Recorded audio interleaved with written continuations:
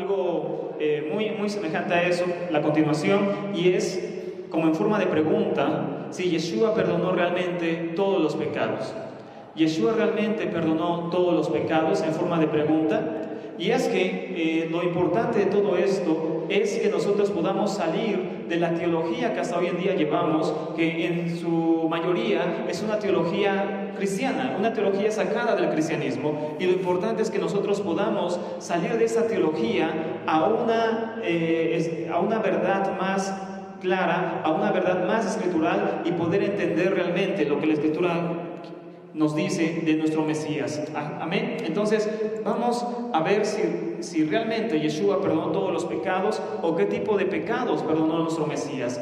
Entonces hoy vamos a hablar sobre los tipos de pecado y vamos a ver sobre este tema. Pero bueno, el caso es que podemos preguntarnos entonces si hablar de pecado está mal, porque si lo que deberíamos hablar es de santidad, bueno, lo que pasa es que no podemos entender la santidad si no podemos entender realmente qué es el pecado.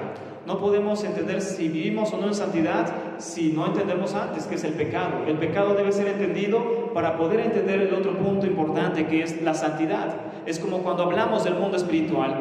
No podemos entender el mundo espiritual del Creador si no entendemos también el mundo espiritual de los demonios. Entonces necesitamos entender las dos partes para realmente comprender la Escritura. Y en este caso, hablar sobre los pecados es importante, porque entender qué clase de pecados marca la Torá es sumamente vital para entender nuestra obra, o más bien, la obra del Mesías que hizo en nosotros, la obra del Mesías que hizo en nosotros. Entonces, en español, en la Escritura encontramos siempre la palabra pecado traducida de la misma forma, sacrificio por el pecado, o pecado y demás. Mas sin embargo, el hebreo no hace eso.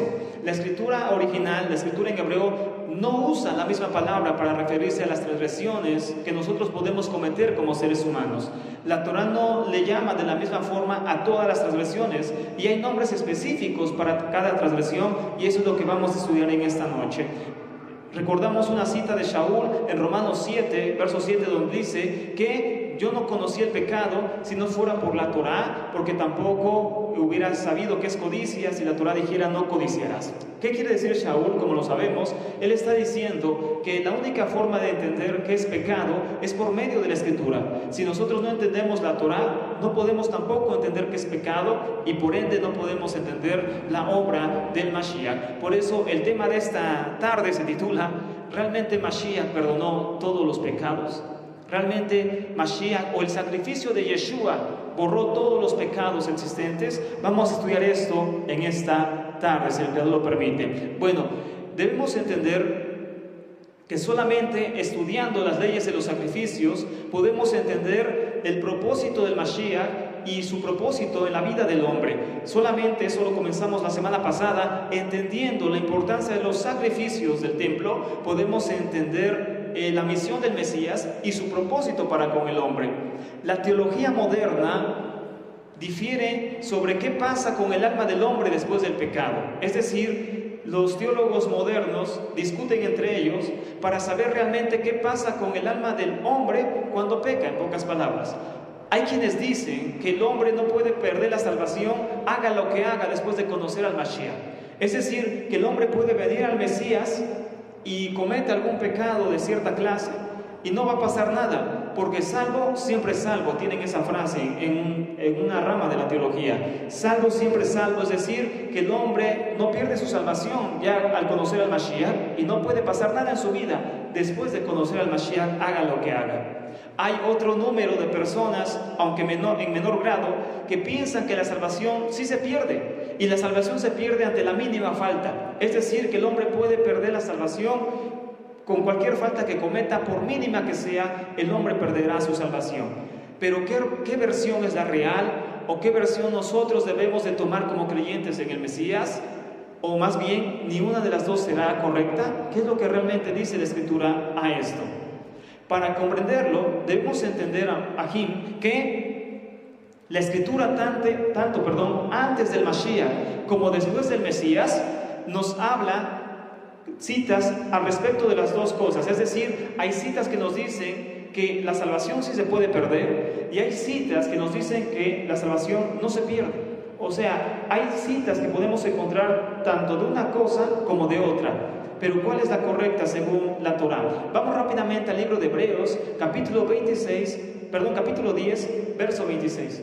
Hebreos capítulo 10, verso 26. El libro de Hebreos es un libro muy especial, muy importante, porque en este libro se nos narra la obra del Mashiach y está hablando a un público judío que conocía los sacrificios y todas sus leyes, y es muy interesante por eso el libro de Hebreos. Hebreos 10, verso 26 y 27, hablando a un público judío, no era escrito por supuesto a un público gentil, sino judíos totalmente. Dice lo siguiente: y hay muchos judíos, tal vez a veces no lo conocemos, muchas veces no lo conocemos, pero ha habido muchos judíos aquí durante estos 2000 años después del Mesías que han creído en Yeshua y que han escrito tratados sobre Yeshua. Eso es algo bien hermoso. Hoy voy a leerle 2 artículos, después les voy a pasar todos si gustan, pero hubo un rabino hace mucho tiempo, porque sí fue rabino, es judío, o fue judío, y él escribió varias cosas hablando a judíos, porque él se desenvolvió siempre entre judíos, hablando a judíos sobre el Mesías y sacando como un catálogo de mandamientos, por llamarlo así, o de reglas que deberían de llevar las comunidades judías creyentes en Yeshua. Y hoy voy a hablarle de 2 puntos que él dijo y que son sumamente especiales de cómo ellos pensaban y qué concepto tenían del Mesías, y nos vamos a dar cuenta que nosotros no estamos tan errados del pensamiento judío o de los grandes judíos que creyeron en el Mesías. Bueno, vamos a Hebreos capítulo 10, verso 26 y 27. Espero que lo tengan, y dice de la siguiente manera: porque si pecáramos voluntariamente, después de haber recibido el conocimiento de la verdad, ya no queda más sacrificio por los pecados, sino una horrenda expectación de juicio y de hervor de fuego que ha de devorar a los adversarios. Bueno, en este pasaje de Hebreos parece decir claramente, sin cuestión o sin lugar a dudas, que aquella persona que viene al conocimiento del Mesías y persiste voluntariamente en el pecado, ya no tiene más perdón del Creador. Eso aparenta decir esta cita, pero vamos a seguir estudiando en esta tarde aquí. Bueno, para entender esto necesitamos por supuesto ir a la Torá, porque todo lo que escribió los enviados de Yeshua y lo que Yeshua dijo está basado en la Torá, y no podemos irnos a otros libros. Necesitamos entender la Torá para entender el pensamiento de Yeshua y entender el pensamiento de los primeros enviados.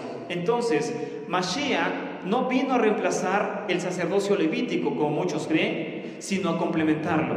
Yeshua no vino a reemplazar el sacerdocio levítico, sino a complementarlo.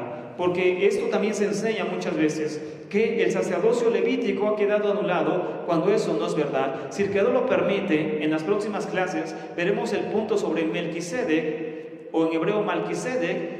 Melquisedec, como se aparece en las Biblias en español, que también se enseña que Melquisedec, que aparece en Génesis, Abraham, era Yeshua, que Melquisedec era Yeshua. Pero vamos a hablar sobre Melquisedec, si el Eterno lo permite, en las próximas clases. Amén. Bueno, porque, ya entre paréntesis, ha sido mal entendido también un pasaje de Hebreos donde dice que Melquisedec es sin principio ni fin de días y sin genealogía. Y cuando se lee esto se piensa que está hablando de alguien eterno, es decir, de Yeshua, que es eterno y que no hay principio ni fin de días. Pero vamos a entenderlo de una forma diferente, no a nuestro modo, sino como realmente la Escritura lo enseña. Pero bueno, el caso es este aquí, que Yeshua no vino a reemplazar el sacerdocio levítico, sino a complementarlo. Es decir, que su sacrificio alcanzaría a aquellos que bajo la Torá de Moisés no alcanzaban perdón por sus pecados. Nosotros sabemos que hay varios tipos de pecado que la Torá no perdona, en pocas palabras. La brujería, por ejemplo, era pena de muerte directa. El adulterio, el asesinato, el secuestro, cosas como esas que la Torá marca, eran muerte irreversible. No había lugar a sacrificios por el pecado. Bueno, Mashiach viene a perdonar aquellos tipos de pecados que la Torá no alcanzaba a perdonar, que en la Torá no había ninguna cláusula para el perdón. Es decir, la Torá no tenía ningún lugar para el perdón de esos pecados, no tenía perdón cierto tipo de pecados, y Yeshua viene a abrir una puerta y un perdón para todos aquellos que han cometido pecados de cierto tipo y que quieren buscar Teshuvah. Yeshua abre esa puerta, por eso viene a complementar esto. Decía hace un momento que la Torah marca diferentes tipos de pecado, no siempre son los mismos, es decir, que aunque nosotros veamos y leamos en la escritura en español siempre la palabra pecado, en hebreo no aparece siempre la misma palabra, y eso es bien importante de entender en esta tarde para entender el tema. Número 1, para hablar de pecado, y eso lo vimos hace 8 días, la Torah usa una palabra llamada hatat. Hatat, que significa pecado, también en hebreo error. De esto platicamos hace 8 días sobre el sacrificio de Yeshua. Entonces, un tipo de pecado que la Torah marca es el pecado hatat, así se llama, así aparece en hebreo. Hatat, que es el sacrificio por el pecado o cierto tipo de pecado del hombre. Hatat. Otra palabra que la Torah usa para referirse a las transgresiones, también lo vimos, es asham. Asham, así como se escucha con H intermedia, asham, sacrificio por la culpa o un pecado hecho inconscientemente. Asham. El tercer tipo de pecado que la Torah marca es abón, así tal cual. Inclusive existe una marca, ¿no?, de productos de belleza y todo eso, que así se llama. Esa palabra en hebreo significa pecado, abón. Abón es pecado, abonot pecados. Abón, pecado. Amén. Pero también existe otro tipo de pecados que también la Torah marca, que son los pecados más graves, y esos se llaman karet. Karet, pecados de muerte. Karet.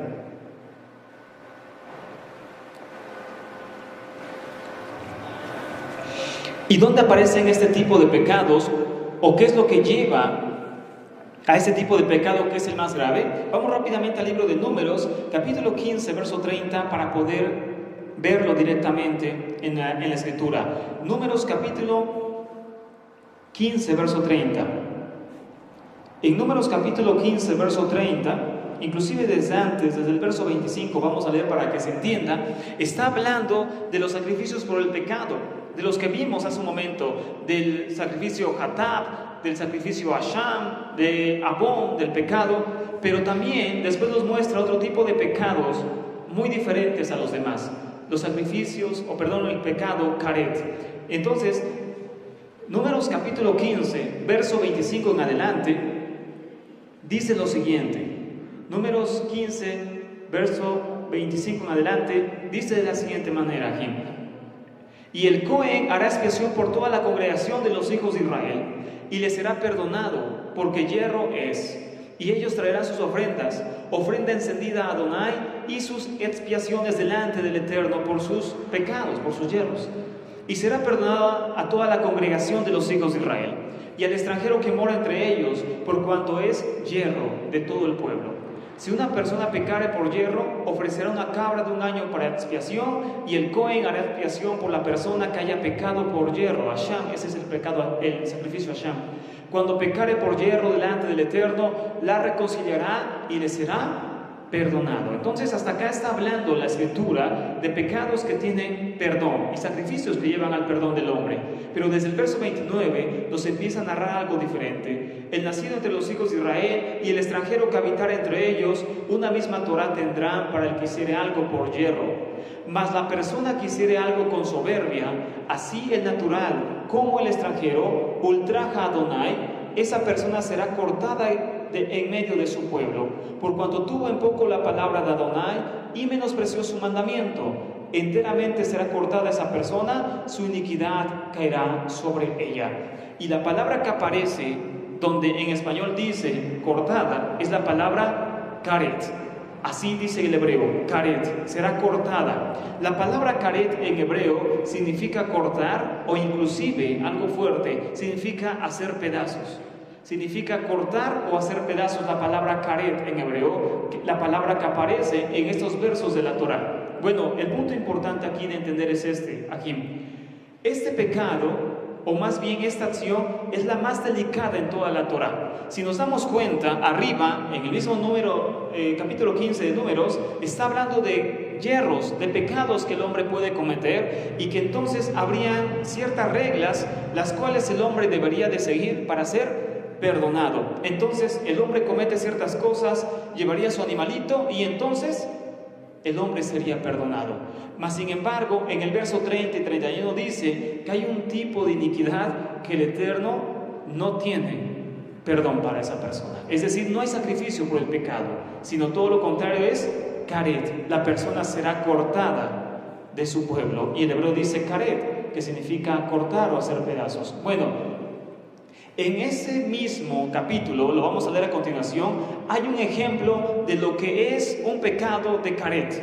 La Torá, aunque aparentemente habla por bloques, siempre tiene una unión espiritual. Entonces, un ejemplo claro de qué es un pecado de karet lo tenemos ahí mismo en el capítulo 15 de Números, donde se nos enseña que un hombre transgrede el Shabbat porque va a recoger leña cuando se le había prohibido. Entonces, lo vamos a leer en unos momentos, pero un claro ejemplo de qué es lo que lleva karet, es decir, qué es lo que lleva pena de muerte según la Torá, es el ejemplo que se nos da ahí adelantito, que es que un hombre fue a recoger leña en Shabbat cuando se le había prohibido y entonces el pueblo no sabe qué hacer con él, lo aparta un momento, el Eterno le da revelación a Moisés y Moisés dice, el Eterno dice que esa persona está cortada del pueblo, tiene que morir. Entonces los sabios judíos enseñan, esto ya no viene en la Torá, pero los sabios judíos enseñan que este hombre fue cortado no porque realmente haya sido algo sin aviso, o más bien porque el hombre haya hecho algo muy grave, sino explican los sabios de Israel a quienes se les entregó la Torá y los secretos de la Torá. Perdone que dé esta explicación y me vaya por aquí por allá, amados. Vamos a ver esta explicación más adelante en estos temas, pero el caso es que en la antigüedad era más importante la tradición oral que la tradición escrita. Los grandes sabios de todo el mundo, no solamente del pueblo judío, sino también los griegos y otro tipo de personas, no escribían sus pensamientos. Grandes, entre comillas, grandes filósofos griegos no escribieron nada. Los que escribieron lo que ellos pensaban fueron sus discípulos de esos griegos, entonces, de esos filósofos. Entonces, antes era más importante lo oral que lo escrito.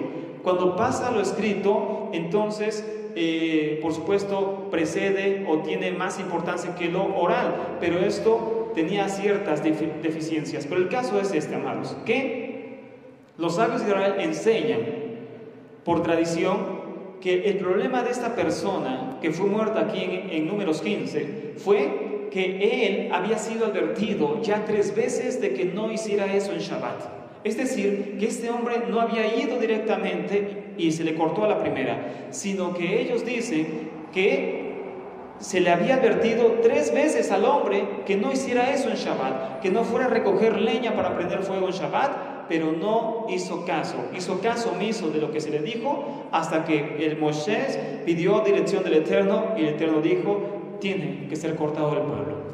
Los pecados de karet, antes de que leamos esta cita, los pecados de karet, amados, llevan una singularidad a diferencia de otros. Lo vamos a explicar más adelante. Los pecados de karet, o más bien los pecados por los cuales el Eterno manda a cortar a alguien del pueblo, tienen que llevar ciertas características. Es decir, el Eterno no es drástico en decir, esta persona tiene que ser cortado porque sí, porque yo quiero, o porque a mí hoy amanecí enojado y tiene que ser cortado del pueblo. No, sino tiene que llevar ciertas características especiales para que una persona, o inclusive todo un pueblo, tenga que ser cortado de esta tierra. Entonces, vamos allá adelantito, no nos movemos de capítulo. En el mismo libro de Números, capítulo 15, ahora el verso 32, leímos el verso 30 y verso 31, ahora vamos a leer el verso 32, no nos vamos a mover ni tan siquiera de capítulo, ahí mismo dice lo siguiente.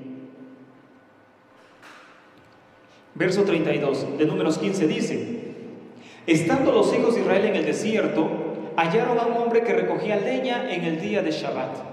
Y los que lo hallaron recogiendo leña, lo trajeron a Moisés y a Aarón y a toda la congregación, y lo pusieron en la cárcel, porque no estaba declarado qué se le iba a hacer, no sabían qué hacer.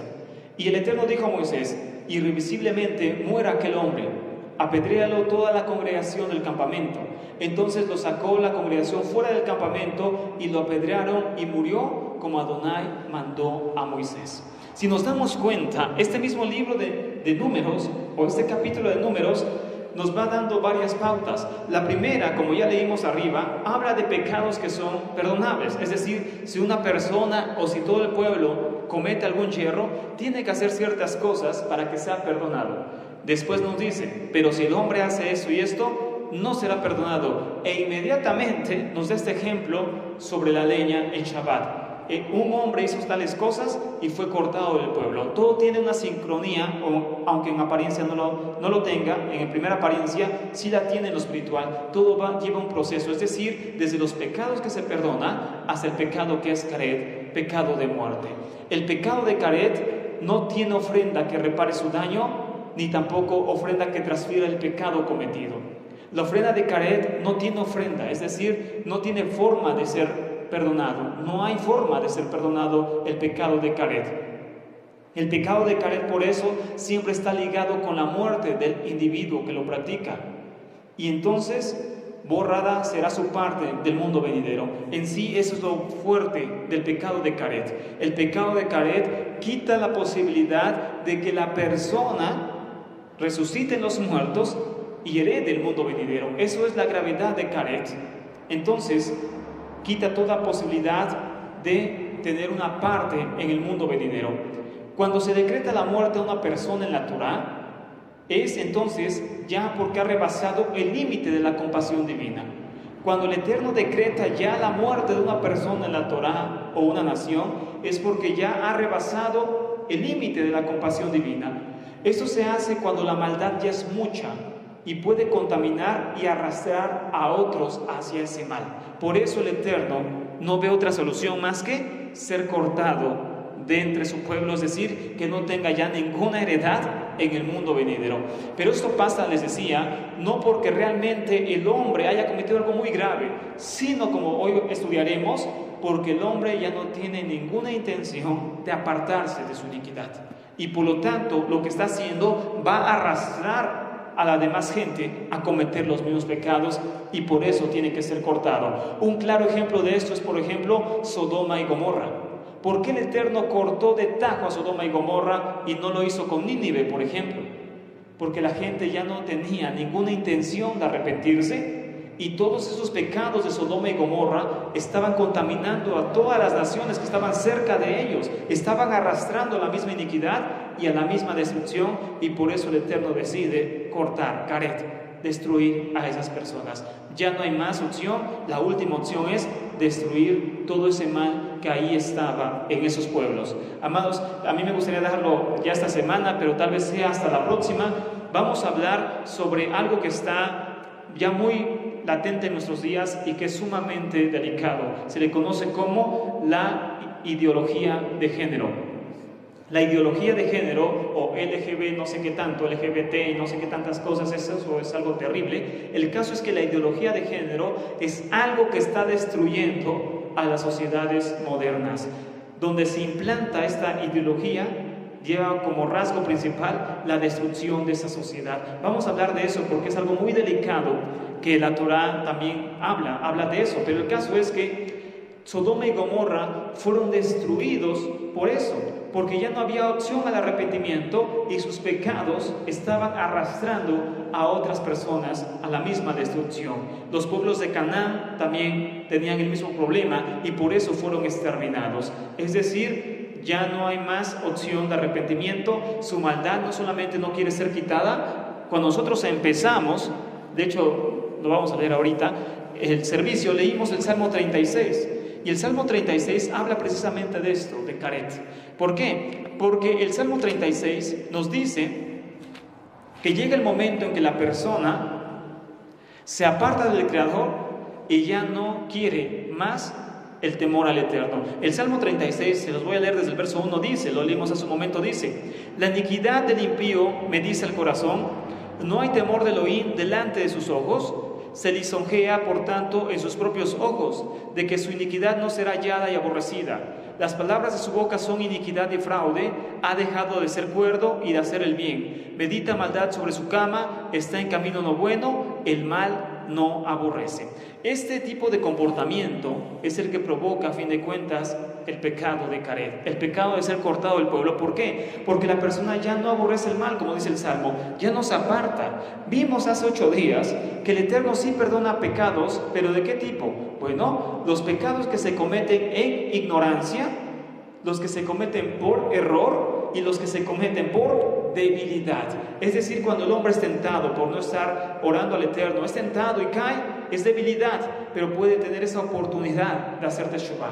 Pero este tipo de pecados, pecados de Caret, no son unos pecados por debilidad, sino Números nos da la respuesta. Estos pecados tienen una característica especial. Números 15:30, que acabamos de leer hace un momento, dice lo siguiente: ¿qué tipo de característica tienen esos pecados que los hacen tan dañinos y que el Eterno dice, ya no hay sacrificio por los pecados? La persona tiene que ser cortada para no hacer que otros continúen con su maldad. Números 15:30 dice: mas la persona que hiciere algo con soberbia, así el natural como el extranjero, ultraja al Eterno, esa persona será cortada de en medio de su pueblo. ¿Qué característica lleva este tipo de pecados, Sajín? La soberbia. Es decir, que el hombre no tiene ya ningún temor del Eterno, o bien el hombre conscientemente sabe que lo que hace ofende al Creador, pero no le interesa ponerse a cuentas con el Creador. Es decir, no le interesa que el Creador lo vea con ojos negativos, no le interesa que el Creador aborrezca lo que está haciendo, no le interesa eso. Eso se llama soberbia. Es decir, el hombre prácticamente está desafiando al Creador, está diciendo que no le interesa lo que el Creador piense de él o de ella, y entonces va a seguir en su camino. Eso es soberbia, como dice Números. Eso lleva a Caret, eso lleva a ser cortado del mundo venidero. Ese tipo de pecados la Torah le llama Peshá o Peshaim, pecados Peshá, así tal cual como suena, Peshá o Peshaim, pecados de exterminio, Peshá o Peshaim. Entonces, el pecado Peshá o Peshaim, que también se traduce como maldad, son pecados en los cuales el hombre no alcanza perdón, no porque realmente haya hecho algo muy grave, amados, sino porque hace algo con soberbia, es decir, algo en lo cual el hombre ya no quiere arrepentirse y el hombre prácticamente está desafiando a su Creador. Entonces, si el hombre comete un pecado hatat, es perdonado. Si el hombre comete un pecado asham, es perdonado. Si el hombre comete un pecado abón, es perdonado. Pero Peshaim no tiene perdón según la Torah. Pero repito, ¿qué característica tiene el pecado Peshá? La soberbia del hombre. Es decir, que el hombre no le interese qué piensa su Creador de él. Y aunque lo sepa y sabe que el Creador no quiere que haga eso, de todos modos lo desafía y lo hace y dice, ¿qué me va a pasar? Lo voy a hacer, ¿y qué me va a hacer el Creador? ¿Qué me puede hacer el Creador? Y entonces está tentando a su Creador, lo está retando prácticamente. Ese es un pecado Peshá, un pecado que no tiene perdón. ¿Por qué no tiene perdón? Porque para haber arrepentimiento, para haber perdón del Eterno, el hombre tiene que mostrar humildad. El sacrificio por sí mismo no puede perdonar a nadie. El hombre antes tiene que demostrar humildad ante su Creador. Y si no hay humildad para dejar el mal, para pedir perdón al Creador, no puede tampoco haber perdón del Creador. Y por eso el Peshá, el pecado de soberbia, no tiene perdón delante del Creador. Ahora bien, nosotros estudiamos hace un momento que después de conocer al Mashiach, los pecados, inclusive estos, Peshaim, son perdonados. Es decir, que si una persona hizo algo desafiando al Eterno, algo que no tenía perdón en la Torah, cuando viene el Mashiach, tiene lugar a ese perdón. El Mashiach trae una compasión tan grande que el hombre tiene lugar al perdón. Pero ¿qué pasa cuando el hombre ya ha conocido al Mashiach, pero de todos modos desafía a su Creador? Estos son los pecados de los que habla Hebreos 10:26, los cuales no tienen más sacrificio por el pecado. Es decir, los pecados Peshaim, después de Mashiach, los pecados de soberbia, ni tan siquiera son perdonados por el Mashiach.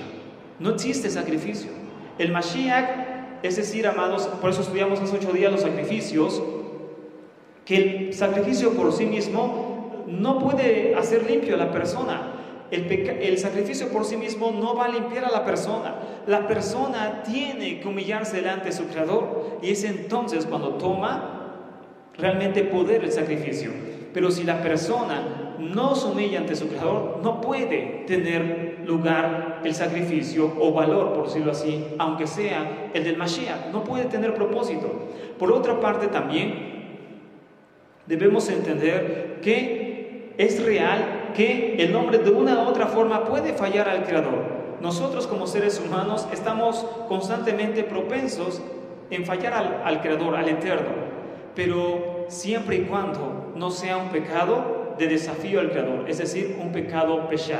¿Cuáles son los pecados que pueden ser perdonados después de venir al Mashiach? Es decir, una persona, para que pueda entenderse mejor, una persona viene al conocimiento del Mesías, y esa persona entonces comete algún error, alguna falta, algún pecado. Está bien, ese pecado le quita la salvación, ese pecado le roba la entrada al mundo venidero, ese pecado ya no es perdonable. Según la Escritura, si no lo hace por desafío, tiene perdón. Es decir, esa persona alcanza el perdón del Eterno siempre y cuando no lo está haciendo por desafío.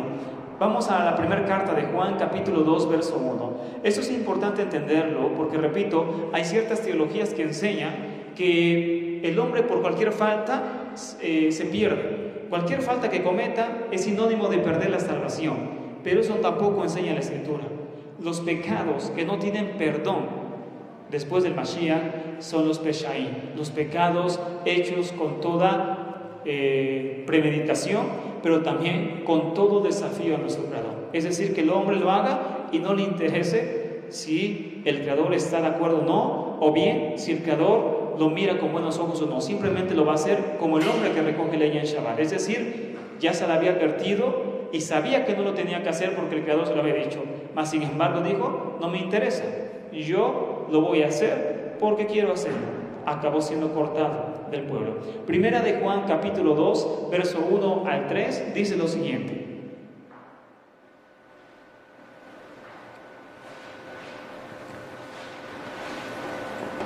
Primera carta de Juan, capítulo 2, verso 1 al 3, dice lo siguiente, amados Sahim. Dice, hijitos míos, estas cosas os escribo para que no pequen. Y si alguno hubiere pecado, abogado tenemos para con el Padre, a Yeshua el justo. Él es la propiciación por nuestros pecados, y no solamente por los nuestros, sino también por los de todo el mundo. Y en esto sabemos que nosotros le conocemos si guardamos sus mandamientos. Es decir, lo que está diciendo aquí esta carta de Juan no está alentando para que el hombre viva en pecado. Lo que está haciendo es decir que si alguien cometiera una falta, ¿por qué? Por error, por ignorancia, o en el peor de los casos, por debilidad, hay una puerta de arrepentimiento, la cual por supuesto es a través del Mashiach. El hombre puede alcanzar perdón a través del Mashiach si es por causa de esto. Más sin embargo, si es peshá, si es un pecado de rebeldía, de obstinación o bien de desafío al Creador, no encontrará perdón el hombre, amados. Ahora bien, vamos a hacer una reflexión clara para entender este tipo de pecados. Nosotros conocemos la historia del rey David y la historia de Shaul, por supuesto. Sabemos que David fue perdonado después del pecado y fue hecho el padre del Mashiach. Y sabemos que Shaul fue desechado y cortado del pueblo. ¿Qué diferencia hubo entre los dos? O analizando la escritura aquí, ¿quién cometió las faltas más graves según la Torá? Según la Torá, ¿quién cometió faltas más graves? ¿Shaul, rey Saúl o David? Y la respuesta es clara aquí. Quien cometió faltas más graves fue el rey David. El pecado de adulterio y el pecado de asesinato no tienen perdón según la Torá. Según el código de la Torá, no hay perdón para esos pecados. ¿Qué cometió el rey Saúl? Hizo sacrificios cuando no era un Cohen e hizo otro tipo de cosas desafiando al Creador. Aparentemente, ese pecado es menor que el pecado del rey David.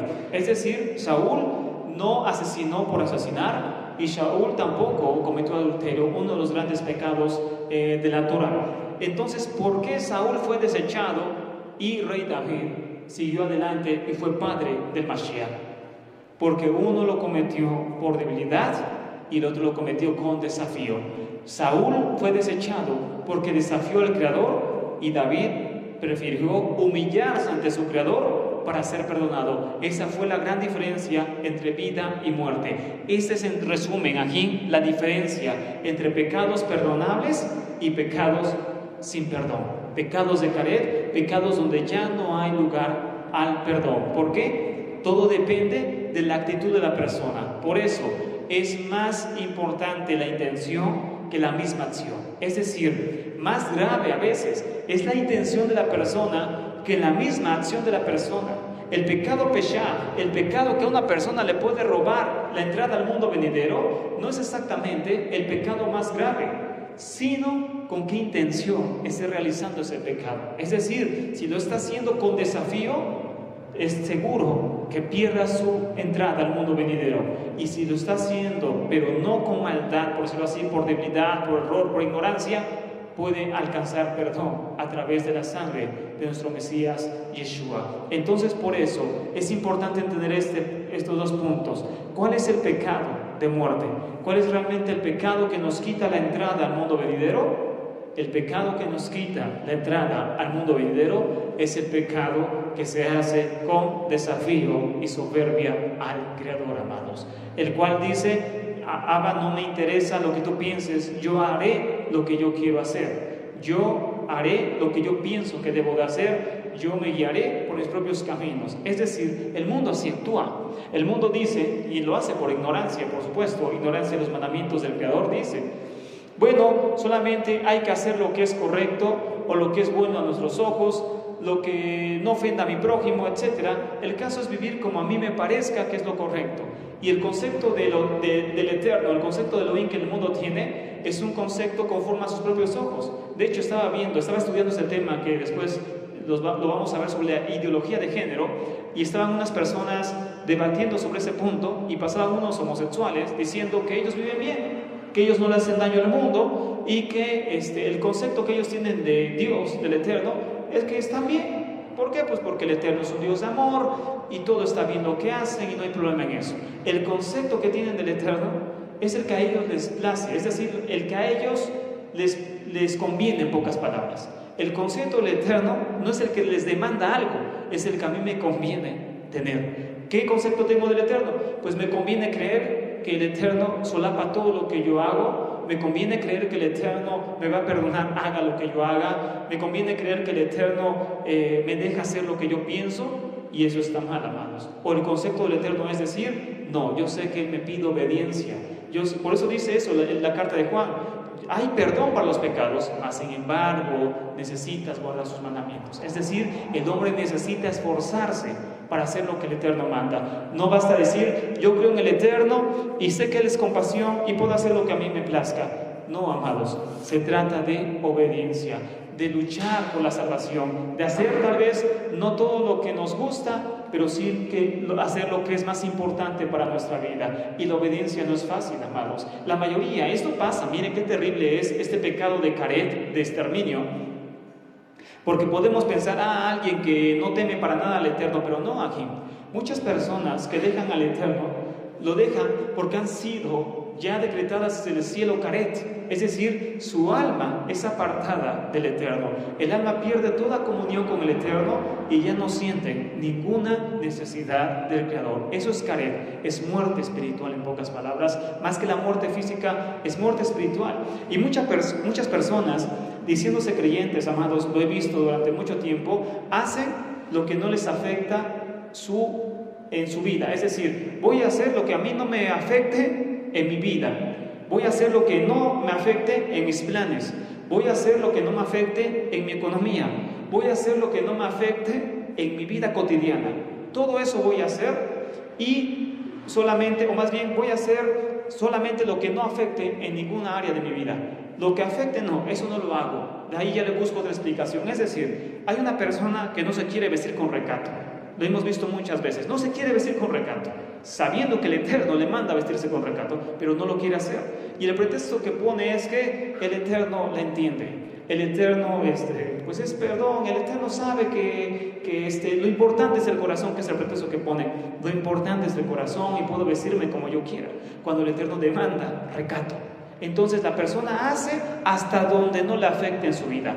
Voy a hacer ciertas cosas siempre y cuando no me afecta a mí. Si me afecta, ya no lo hago. Si me afecta guardar una fiesta, no la guardaré. Si me afecta vestirme con recato, no me vestiré. Si me afecta ciertos compromisos, no lo haré. ¿Por qué? Porque haré hasta donde no me cueste hacerlo, hasta donde no tenga que sacrificar nada para la obediencia del Eterno.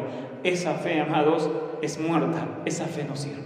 La fe en el Creador es una fe que donde sí se tiene que sacrificar mucho, donde nos tiene que costar mucho, donde inclusive, dice la Escritura, te tiene que llevar lágrimas vivir en santidad. Es decir, tienes que esforzarte por vivir en santidad, llorar ante el Eterno y pedirle que Él quite de ti la mala inclinación, que Él te ayude a doblegar lo que sabes que está mal en tu vida. Esa es la fe que el Eterno quiere. Una fe liviana, una fe a mi modo, no sirve para nada, amados. Una fe hecha a mi medida, es decir, no sirve.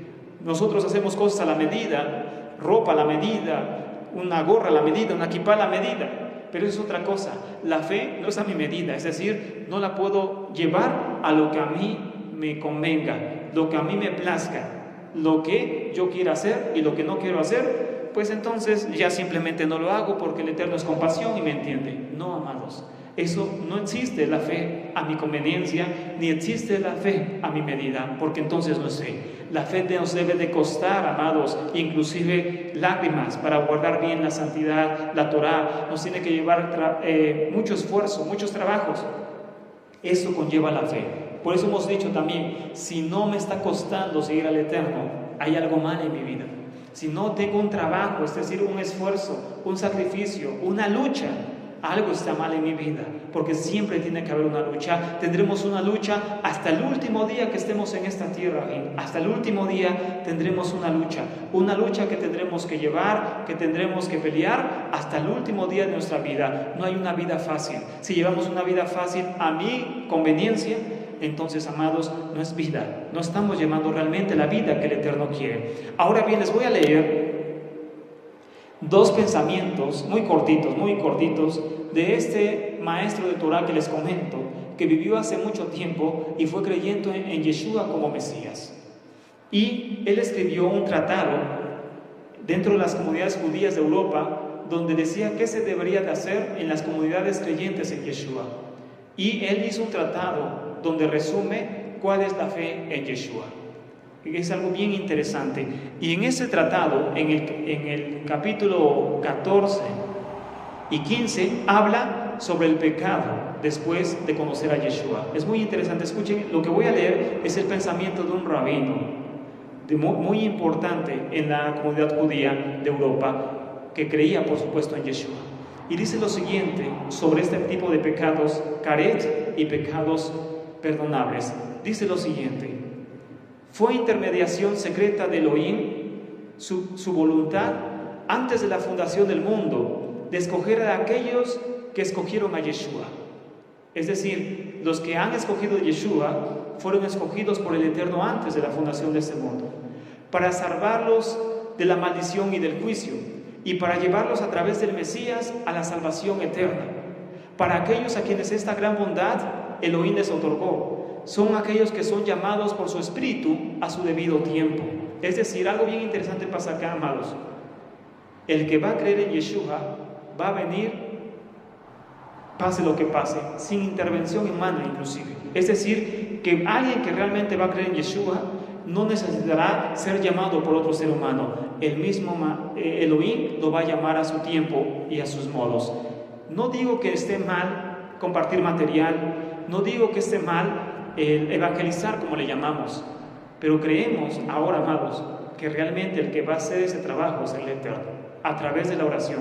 De hecho, este mismo pensamiento tienen otros rabinos que viven actualmente en Israel. Ariel Keisenberg, lo escuché de él, es un rabino descendiente de Kohanim que cree en Yeshua. Hay otro rabino que hace poco empezó a creer en Yeshua, que se llama Ariel Cohen, que es de los más importantes de Israel.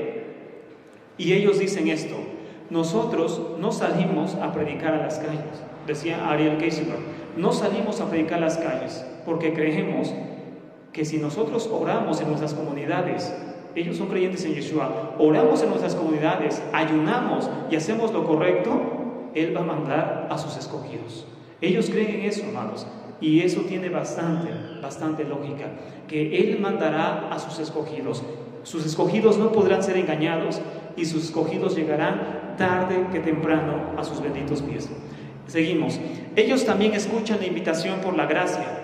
Ellos son justificados gratuitamente, son aceptados y hechos hijos de Elohim. Se forman a la imagen de su Hijo, Yeshua, el Mesías. Son ellos los que caminan temerosos y hacen buenas obras, y al final obtienen por la gracia de Elohim las riquezas eternas. Solo, el Mesías, es sin pecado, en el cuerpo como en su espíritu. Pero a pesar de sumergirnos y nacer de nuevo en el Mesías, todavía fallamos en muchas cosas, dice el rabino. Y si decimos que no tenemos pecado, la verdad no está en nosotros. Continúa. Todo pecado, ya sea cometido intencionalmente o no, es perdonado cuando el pecador se arrepiente con el corazón y el alma. Incluso después de haber caído en el pecado, es posible que por gracia de Elohim pueda subir y enmendar nuestros caminos. Pero un pecado contra el Espíritu es uno que permanece sin perdón. Este es el pensamiento de un rabino, no es el pensamiento de un cristiano, un teólogo cristiano, es el pensamiento de un rabino que ya murió, importante del mundo hasídico en Europa, que creía en Yeshua. Lo que él está diciendo es lo siguiente, amados. Lo que hemos platicado hasta ahora, por eso me llamó mucho la atención este pensamiento, que lo conocí en esta semana. Es decir, el pecado es, por llamarlo así, algo que se debe de considerar inclusive en la vida del creyente en Yeshua. Es decir, no que la persona vive en pecado, sino que la persona está propenso a fallar al Creador, inclusive después de conocer al Mashiach, y puede ser perdonado. Mas, sin embargo, la persona que ofenda al Espíritu, ¿y cómo se ofende al Espíritu? Actuando con soberbia, ya lo explicamos. La persona que desafía al Creador, esa persona no tiene perdón en esta tierra ni en el mundo venidero. Esa es la diferencia entre un pecado que se perdona y un pecado de caret, un pecado que no tiene ya perdón ni en esta época ni en el mundo venidero. ¿Cuál es? El que se actúa desafiando conscientemente al Creador. La persona que desafía conscientemente al Creador después de conocer a Yeshua no tiene más sacrificios por el pecado. Ahora bien, entonces, como conclusión de este tema, ¿qué es lo que quiere el Eterno de nosotros? ¿Qué es lo que quiere el Eterno? Porque se acerca el Pesaj, por eso es este tema, se acerca el Pesaj. Y en el Pesaj nos recordamos el sacrificio de Yeshua y el perdón de nuestros pecados. ¿Qué es lo que quiere el Eterno de nosotros? Aquí dice claramente este rabino, por eso lo cité, amados, porque si lo saco de mi propio pensamiento, va a decir, pero tú no sabes. Y si lo saco de un teólogo cristiano, va a decir, pero es cristiano. Por eso es un rabino, una persona, una autoridad del pueblo. Entonces, ¿qué dice este maestro, amados? Bueno, dice, el único sin pecado es Yeshua. El único sin pecado es Yeshua. Pero nosotros estamos propensos a caer, a pecar. ¿Qué hay? El Eterno perdona a través de Yeshua, pero siempre y cuando no sean pecados de desafío, es decir, que el hombre se ensorbezca y diga, yo voy a hacerlo porque quiero hacerlo, yo voy a desafiar al Eterno porque no me importa y a ver qué pasa, voy a hacer esto porque quiero y no pasa. Por ejemplo, amados, decíamos, el pecado de caret no tiene que ser un pecado así escandaloso, perverso, mató a alguien, no, amados. El actuar con soberbia causa caret, muerte espiritual. Y les voy a poner un ejemplo bien sencillo. Hace algunos meses a mí me pidieron un consejo. Una persona me pidió un consejo, amados. Quería casarse y me pidió un consejo. Pero la persona con la que quería casarse, yo también lo conocí antes y habló conmigo por teléfono. Es una persona que se decía creyente, pero era más impío que creyente. Era bien impío, más pocas palabras. Y entonces se le aconsejó que no hiciera eso. Mira, no hagas eso, porque no estás actuando conforme a los caminos de Elohim. No hagas eso. No está bien lo que estás haciendo. no lo estás haciendo correctamente. No es pecado casarse ni buscar casarse, pero la forma en que lo estás haciendo está mal. Estás haciendo las cosas incorrectamente. No lo hagas así, hazlo correctamente. ¿Me hizo caso? Por supuesto que no. Por supuesto que no hizo caso. Hizo lo que quiso. Resultado, me enteré por otra persona que está ya en graves problemas. Eso lleva a caret, amados. Esto lleva a caret. No es un pecado escandaloso. ¿Por qué no es un pecado escandaloso? Pero es un pecado de soberbia. Es decir, no me interesa lo que el Eterno piense. Voy a hacer lo que yo quiero y lo que a mí me conviene y lo que yo quiero hacer, y se acabó. Y lo hizo. El resultado fue grave. Entonces, este tipo de acciones llevan a caret, amados, pero no por ser pecados sumamente graves, sino por ser pecados desafiantes. No me interesa lo que el Eterno piense y no me interesa lo que a mí me puedan decir o aconsejar. Voy a hacer lo que a mí se me pegue mi gana, como decimos, o lo que yo quiera hacer. Eso voy a hacer. Eso lleva a caret. El alma de la persona es cortada. No existe ya después más comunión con el Creador. No existe ya comunión o vida con el Creador, porque el alma de la persona ha sido cortada. ¿Qué nos queda a nosotros, amados? ¿Cuál es realmente el medio para acercarnos al Creador y poder volver a Él? La humillación, amados. Lo que nos quita el mundo venidero es la soberbia. Lo que nos trae al mundo venidero es el arrepentimiento en humillación. Salmo 51, versos 16 y 17. ¿Por qué David fue perdonado después de lo que hizo? ¿Por qué fue perdonado? Porque fue una persona que se humilló ante su Creador. Su pecado fue grave, por supuesto que sí, pero su humillación también fue mucha delante del Creador y fue perdonado. Por su lado, Saúl no pecó mucho, pero no tuvo ninguna intención de ponerse a cuentas y fue cortado del mundo venidero. Salmo 51, verso 16 y 17.